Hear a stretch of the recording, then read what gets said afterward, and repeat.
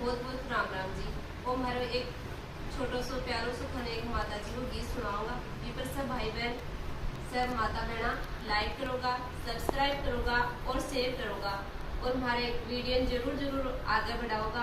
और सब बहन भाइयों से और माता बहना से विनती है कि गीत ने थे जरूर जरूर सुनोगा, क्योंकि सामने नवरात्र आ रहे हैं, सबके लिए बहुत ही अच्छे होगा।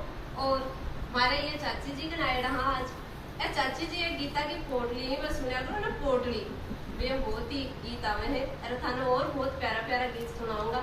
और गीत पर कमेंट्स जरूर कर जो, थारे अच्छा लगे तो भी कमेंट कर जो और भी कोई नुकस हुआ तो भी कमेंट कर जो, मैं और सुधार करूंगा। राम राम जी। सब भाई बहनों को बहुत धन्यवाद। आज सुनो एक प्यारा सा माता जी को गीत।